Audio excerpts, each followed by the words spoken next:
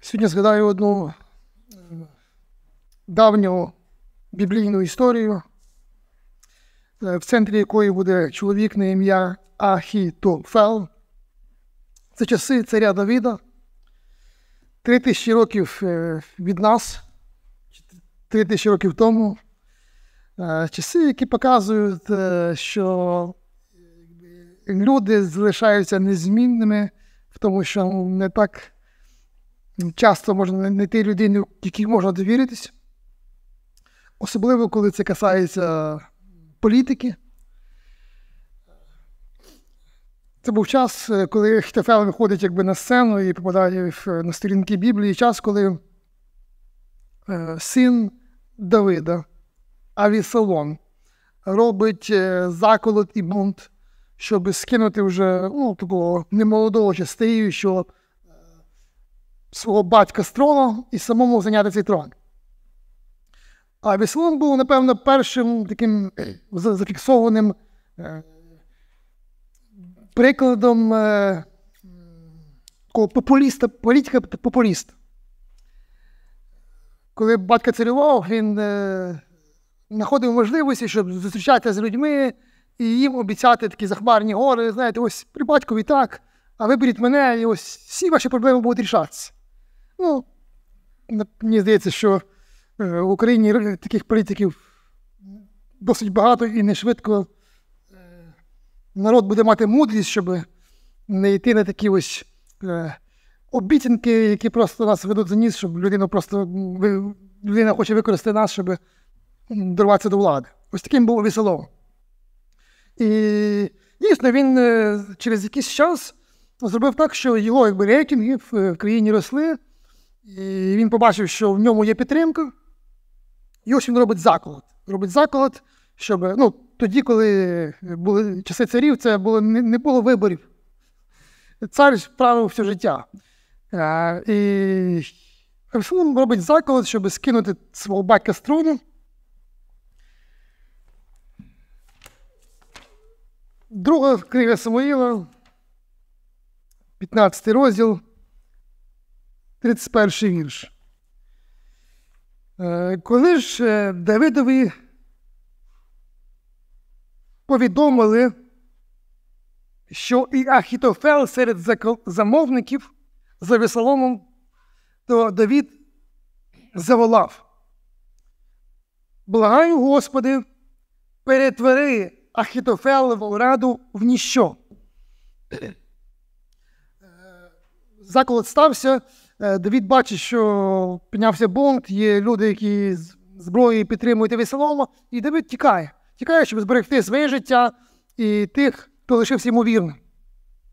Він тікає, ось перед цим вірш 30 описує: «Сам же Давид, підіймаючись на гору Оливну, йшов і плакав. Він йшов босим, з покритою головою, як і весь озброєний народ, що був з ним». Тікає з Єрусалима, як бідняк, плаче не тільки тому, що заколот, тому що його рідний син підняв на нього руку. І він вже в розпачі і плаче. І коли він плаче, йому кажуть, знаєш, що з Авісаломом, чи наступного Авісалома, став ось такий чоловік Ахітофел. І коли Давид почув, що Ахітофел настав на його сторону, чи проти нього, проти Давида, що зробив Давид? Заволав. Не просто там тихенько помолився, а буквально відчув такий стрес, і що просто коротка молитва, одним реченням вирвалося з його серця, з його уст. Ось ця коротка молитва. Кінець 31 вірша. «Благаю, Господи, перетвори Ахітофелову раду в ніщо». Чому Давид так злякався, що багато заколотників, тисячі, а він злякався, що серед тих заколотників ще є одна людина, яка йому знайома.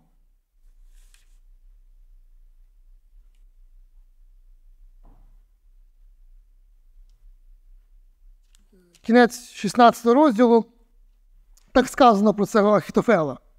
«Кожна порада Ахітофела, яку в ті дні він давав, сприймалась так само, якби це було провіщення самого Бога. Саме таке значення мала кожна порада Ахітофела як для Давида, так і для Авесолома. Виявляється, що Ахітофел був тоді наймудрішим радником, якого часто використовував і до якого звертався сам Давид, коли царював. І його поради були настільки ось мудрі, життєво, настільки, от він сказав так, і зробиш так, і то, що так буде. І просто Давид сам прекрасно знав, що таке порада Ахітофела. Не раз вона його виручала в житті, коли він приймав рішення по його пораді. І тепер він знає, що той, хто був його радником, і хто має таку мудрість, став на сторону заколотників.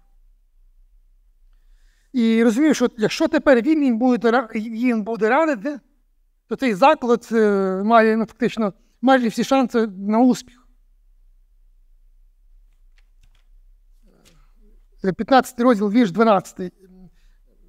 Сказано, що трапилось, коли Ахітофел приєднується до Авесолома. Авесолом покликав також гілонійця Ахітофела, радника Давида, з його рідного міста Гіло. І коли приносили жертвоприношення, відбулась дуже міцна, таємна змова. Бунт уже виконав, уже здійснився, уже він мав певну кількість людей біля себе. Але коли приєднується цей Ахітофел, якого він запрошує стати на його сторону, дуже сильна, міцна оця змова стає, коли приєднується цей один чоловік.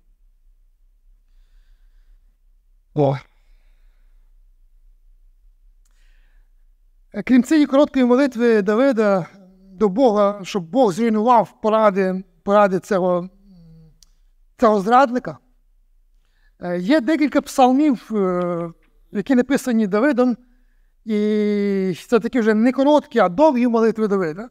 І в цих псалмах видно, що Давид, напевно, в ці часи, коли заколот ще існував, продовжував до Бога молитися, і вже більш довгими молитвами, згадуючи ту небезпеку, яка є від цього Ахітофела. Ось одна з таких молитв, яка, напевно, була Давидом принесена саме по цій проблемі Ахітофела. 55-й псалом з вірша 13. «Якби ворог зневажав мене, я стерпів би. Якби мій ненависник повстав проти мене, я заховався би від нього. Але ти, такий же чоловік, як я, мій довірений і мій приятель, з яким ми спільно насолоджувалися розмовами і разом з іншими ходили до Божого дому». Давид продовжує роздумувати і бачити, що трапилось. І йому якби в голову не вкладається, як той, хто до нього був такий близький, чомусь його зрадив. І він не просто це роздумовує в серці, він про це молиться. Господи, як таке може трапитися? Той, хто мав до мене вільний вхід, той, з ким ми часто сиділи за столом, той, з ким ми часто святкували, десь ходили в храм. Як той, хто був настільки близький до мене, стає на сторону заколотників. Як таке може трапитися? Дійсно,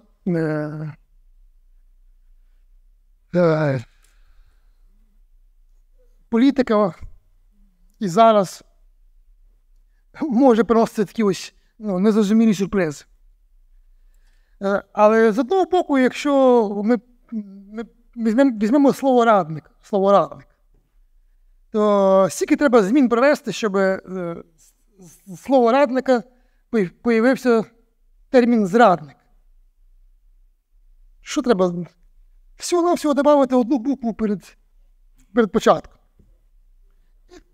От вивіска сидить радник, напиши перед цією вивіскою букву «З», і вже зовсім буде інша вивіска. Зовсім інший зміст. Але, напевно, питання було не в одній букві. Да? Я думаю, що в серці Ахітофела мав пройти якийсь час, якісь зміни, щось мало відбуватися. Це був якийсь процес, який перетворив його на людину, який став, можливо, ненавидіти Давида, чи бажати його смерть. Щось трапилось. І Біблія фактично не пояснює мотиви, прямо не пояснює. Можливо, є певні натяки, з яким дають нам право десь роздумувати. якби для нас лишається це місце для роздумів і догадок. Як так трапилось? Що у такого, можливо, мудрого і, напевно, найкращого царя, і до сьогоднішнього дня для євреїв нема кращого царя за Давида. Як такого найкращого царя був такий найкращий радник, і цей радник стає зрадником. Давайте пару вказівок, які, можливо, дають нам право щось подумати. Хоча, можливо, могли бути сугубо якісь політичні моменти. Можливо, він міг просто подумати, все одно Давид рано чи пізно помре, хоча видно, що він сам був вже не молодий. І, можливо, навіть старший за Давида. І, можливо, хотів ще бути в числі перших осіб ще при іншому царю. Можливо, просто якісь свої егоїстичні мотиви, але здається, щось було більше. Це вже книга Самуїла, друга книга Самуїла, 23 розділ. В цьому розділі описані якби найближчі гвардійці, якби герої гвардії Давида. І в цьому списку вірш 34, другий в цьому вірші, ось, та Еліям, син Ахітофела Гілонієць. В числі гвардії, тобто найближчих людей, героїв, воїнів Давида, був син Ахітофела, якого звали Еліям. Це ще ні про що не говорю, тому що ніяких причіпок до Іліяма поки ми не бачимо. Цікаво, що ім'я Іліям зустрічається в Біблії тільки два рази. І тільки в часи Давида. І коли вона згадується другий раз, напевно, це також згадується ось цей самий Іліям, син Ахітофела, його найкращого радника. І ось, коли він згадується другий раз, просто згадується. 2 Самуїла, 11 розділ. Це був момент падіння, великого падіння Давида, духовного падіння Давида. Тож Давид послав, аби щось довідатись про ту жінку, яка йому сподобалась. Йому повідомили, це Вірсавія, Еліямова дочка. Дружина хітейця Урії. Ось ця Вірсавія, яка сподобалася царю Давида, який мав до цього немало жінок, і жінок офіційних і наложниць. Такі були традиції у царів. Ця Вірсавія, її чоловік також був гвардійцем, героєм гвардії Давида, а її батько був Іліям. Досить вірно, що це Іліям, який був сином Ахітофела. Тобто, виходить, що Вірсавія, скоріш за все, була онучкою цього радника. І далі написано, що зробив Давид. Давид відправив за неї посланців і наказав привезти. Коли вона прийшла до нього, він схилив її до статевих стосунків. Для царів тоді, цар було це все. Вся влада в нього була. Царі робили що завгодно. І Давид був один із найкращих царів, який робив майже все своє життя не що завгодно собі, а що завгодно Богу. Але в житті його було це падіння, коли він зробив те, що завгодно його було гріховному бажанню. Він дав наказ, цю жінку привел. Вона мала свого чоловіка, чоловік, який служив в армії, героєм, першим генералом. Можливо, саме цей випадок якби отруїв Ахітофелеве серце, і цей яд почав діяти в його житті. Знаєте, будучи радником, він чудово знав Слово Боже. І він знав, що Слово Боже вимагало по закону, що треба було зробити з людиною, яка зробила гріх, подібний Давиду. Бо Давид не тільки зробив блуд, а потім він підстроїв так, щоб ніби героїчно загинув чоловік цієї жінки. Фактично, він зробив убивство чужими руками. І закон і за блуд, і за вбивство, чи за організоване вбивство вимагав однакову кару – смерть. І коли це Давид зробив, і приходить до нього пророк і його докоряє, знаєте, Давид був дійсно богобійною людиною, яка просто впала.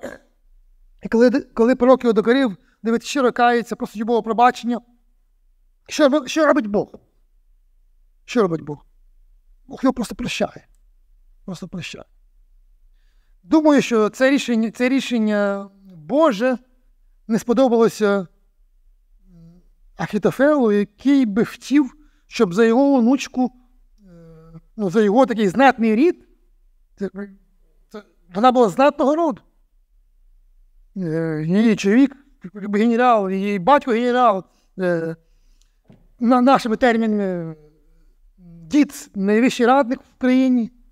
І він хотів, щоб за такі вчинки якось Давид був наказаний. А Бог його просто прощає. Можливо, Ахітофел вирішив, що Бог не правий. Можливо, Ахітофел вирішив, якщо Бог такий добрий, а я буду справедливим, а не добрим. А що він міг зробити? Що він міг зробити проти царя? Він нічого не міг зробити. Але ось цей гнів, напевно, наростав в його серці. Злоба наростала. І, напевно, коли така випала можливість, коли в країні заколот і його запрошують в цьому заколоті взяти участь, він, напевно, не роздумуючи, стає на сторону заколотників, щоб зробити все, щоб Давида покарали, щоб Давида було вбито. Він вирішив чинити справедливість своїми руками, не очікувати Божу справедливість. Взагалі, історія Ахітофела, якщо ми ще раз вірно бачимо його мотиви, це сильне і дуже актуальне застереження для нас. Коли ми бачимо, яка несправедливість цариться в житті, і нам здається, Господи, чого ти не реагуєш? У нас можуть у самих руки почесатися і захотіти взяти цю справедливість в свої руки, щоб самим їм визвешувати, щоб це зло карати, як нам рахується за потрібним. І так, заколот трапився, і Ахітофел починає давати поради, як зробити, щоб цей заколот став успішним. І ось його перша порада, яку він дає заколотникам, які переможно входять в город, в місто, в столицю, а Давид неочікувано тікає. 16 розділ з вірша 20. Після цього Авесолом запитав Ахітофела: дай якусь пораду, що маємо робити далі. І Ахітофел сказав Авесолому: увійди до наложниць твого батька, котрих він залишив, аби стерігли палац. Коли ж увесь Ізраїль дізнається, що ти став ворогом своєму батькові, то зміцняться руки всіх твоїх прихильників. Тож поставили Авесоломові на даху, а дахи були такі плоскі, на даху високого здання палацу Давидового, на даху поставили намет, і Авесолом на очах усього Ізраїля вступав у інтимні стосунки з наложницями свого батька. Фактично, Ахітофел робить таку, буквально таку дьявольську пораду, яка гарантує, що примирення з Давидом вже не буде здійснено. А і гарантує, що всі заколотники підуть до кінця. У них не буде варіантів. Тому що він розумів, що якщо син восстав проти батька, завжди родичі можуть договоритися. Завжди батько може пожаліти, сказати, давай якось договоримося. А, каже, зроби ось таке, і тепер всі, хто з тобою пішов, будуть розуміти, що з Давидом вже примирення не буде. І треба піти до кінця, аж до його смерті. Але сама порада відображає можливу ось таку злобу чи гнів, яка була в серці людини Ахітофела. Він радий зробити то, що, можливо, гнітило його, чим Давид обідав його. Він взяв таємно його внучку і в цьому палаці з нею переспав. А він радить його сину, а ти зроби в цьому самому палаці тільки не таємно, а щоб всі бачили. Там якісь наложниці його залишилися, і ти з ними переспи. Звичайно, нічого не відбувається без волі Божої, без допускаючої волі Божої. І хоча це була порада Ахітофела, який мав свої якісь мстиві мотиви, але це було допущено Богом. І Анатолій Іванович підказує, чи нагадує, чому це було допущено Богом, щоб це трапилося. Коли Давид зробив цей гріх з Вірсавією і розкаявся, і Бог каже, добре, я тебе лишаю жити на цій землі. Але покарання буде. Я навіть не знаю, чи знав про ці слова цей Ахітофел. 12 розділ цієї книги з 11 вірша. Так говорить Господь. Ось я виведу на тебе лихо з твого власного дому. На твоїх очах заберу від тебе дружин і віддам їх найближчому до тебе, який матиме з ними статеві стосунки серед ясного дня. Ти все це вчинив таємно, а я здійсню це привіщення перед усім Ізраїлем у світлі сонця. Виявляється, ще раз, хоча це була зла ініціатива Ахітофела, яку, можливо, надихав вже не Божою мудрістю, а дьявольською мудрістю його бісячий дьявол, але це був Божий план – покарати, показати Давиду і дати йому відчути, що він зробив комусь. І так це трапилося. Авесолом виконує першу пораду Ахітофела. Далі описується другу пораду Ахітофела. Розділ 17. Далі Ахітофел запропонував Авесолому: дозволь мені вибрати 12 тисяч озброєних мужів, і я цієї ж ночі вирушу в погоню за Давидом. Я нападу на нього, коли він ще стомлений, знесилений. Така несподівана раптовість викличе в усіх жах. Люди, що з ним розбіжаться, і я вб'ю лише самого царя. Після чого приведу до тебе весь народ, як приводять нареченого до свого чоловіка. Адже якщо не стане людини смерті, якої ти жадаєш, то усьому народові буде мир. Така порада сподобалась Авесолому та всім старішинам Ізраїля. Ось друга порада, напевно, мала зробити те, щоб цей заколот став успішним державним переворотом, а також, можливо, реалізувати ці бажання, які мав цей радник, а саме смерті Давида. І дійсно, він радить ту, в чому він переконаний, що буде мати успіх. І далі він побачив, що дійсно це була досить зла, але досить успішна стратегія, яку би він мав всі шанси, навіть 100% шанси здійснити.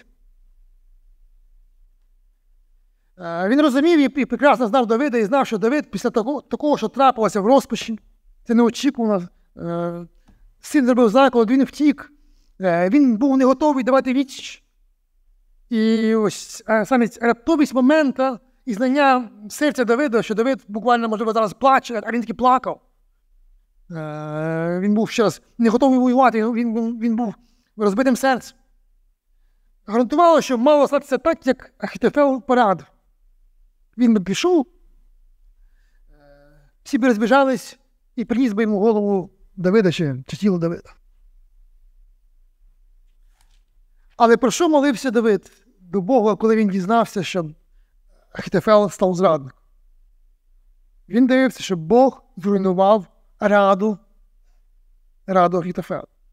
І знаєте, коли він помолився, то тут же Бог в якійсь мірі почав йому відповідати. Це ми читали 15 розділ, здається.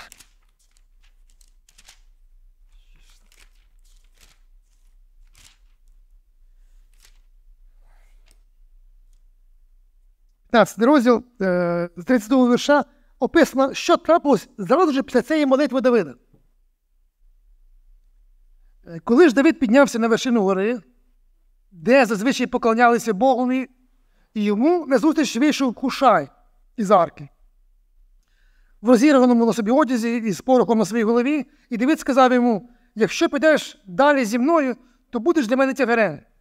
А коли повернешся в місто і скажеш Авесоломові: я хочу бути твоїм слугою, царю, я раніше був слугою твого батька, але зараз хочу бути твоїм слугою, то так ти зможеш уневажнити щодо мене раду Ахітофела. Коли Давид тікав і лише помолився про те, щоб Бог розрушив ради його зрадника, він тут же бачить, буквально через якусь хвильку, бачить, як йому назустріч йде інший його радник. Напевно, також старенький радник його. І каже: слухай, він розуміє, що напевно вже Бог відповідає. Ти мені тут не потрібен. Піди тут заколотників, скажи, що ти з ними разом. Але ти будеш мій там шпіон, да? І зроби все, щоб ось паради Ахітофела були зруйновані і заколот не був успішний.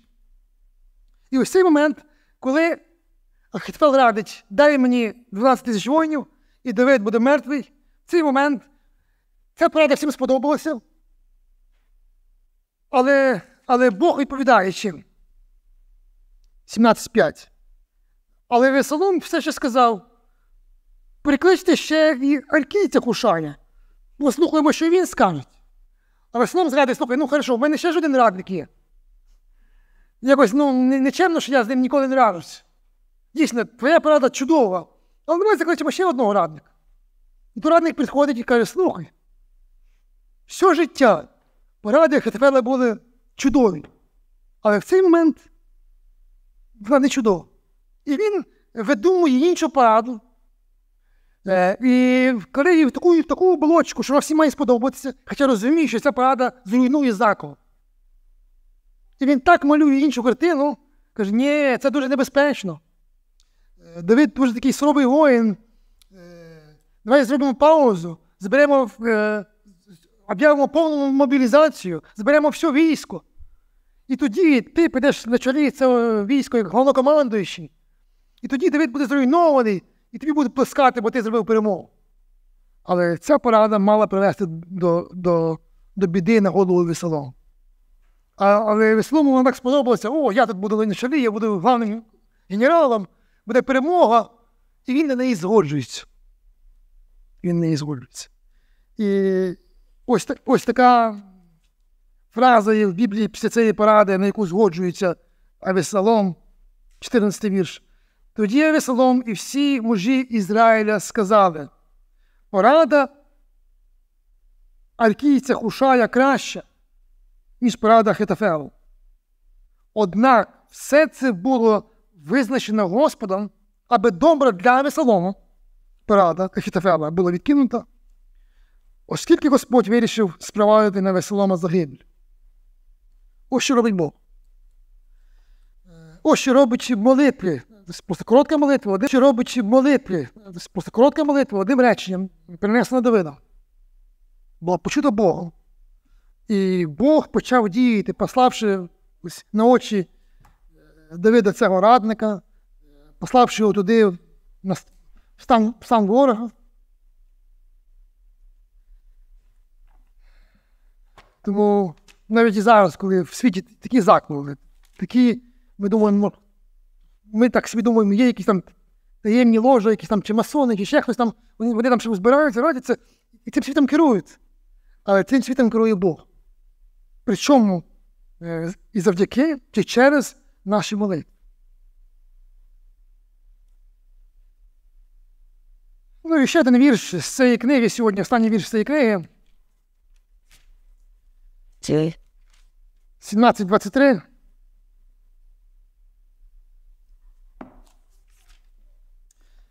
Вірш, який закінчує історію життя Ахітофела. Трагічну історію. Коли Ахітофел побачив, що не відбувається за його порадою, осідлав свого осла і вирушив і подався до свого дому в родинному місті. Він зробив заповіт щодо своєї родини, після чого повісився. Після чого повісився. Ну, можливо, він просто не міг винести те, що його така мудра порада знехтувалась, можливо, зіграла його гордість, але, скоріше за все, що це було щось більше. Можливо, він свою гордість міг би прокликнути, але думаю, що, можливо, ще були якісь мотиви гордості, але думаю, що основна причина, що побудила його піти і повіситись після цього, якщо ми знаємо, ким він був, наскільки він був мудрим стратегом, то він міг проникливо побачити, чим закінчиться тепер цей заклад. Він міг побачити, що тепер, коли прийняли ось цю іншу пораду, він зміг зрозуміти, що заклад закінчиться поразкою. І він знав, якщо він закінчиться поразкою, яка доля буде чекати зрадників. Ну, можливо, народ буде прощений, а яка доля буде чекати зрадників? І не чекаючи вже свої смерті від меча Давида, яка йому здавалося вже неминучою, він робить черговий гріх, який не тільки звільняє його від цього життя на землі, а звільняє його від вічного життя і переносить його в пекло. Фактично, він не міг стерпіти чи винести жити далі. Якщо він не зміг убити свого друга, який став йому ненависним, то він вирішив вбити самого себе. Ось настільки небезпечно дати в своєму серці злобі зростати.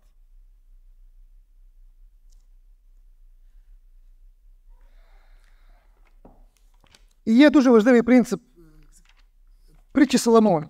Дуже важливий принцип для нас. Притчі Соломона 21:30. Усупереч Господу нема ні мудрості, ні розуму, ні ради. Усупереч Господу. Фактично, Ахітофел захотів і вирішив використовувати свою мудрість всупереч Богу.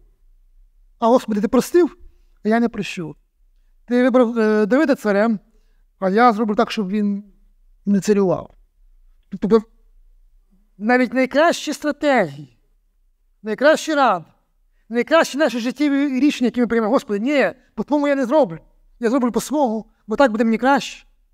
Найкращі рішення ніби для нас, які ми робимо, порушуючи Божу волю, це не мудрість, це трагедія, яка рано чи пізно приведе до нашої загибелі. Ну і ще один вірш із псалмів, які, напевно, написані були Давидом, оці як молитви, пов'язані з цим бунтом і з цим радником, який став зрадником. Псалом 41, вірш 10. Останній вірш, сьогодні, який я читаю в проповіді. Навіть мій приятель, з яким я в мирі і якому довіряв, котрий їв мій хліб, підняв на мене п'яту.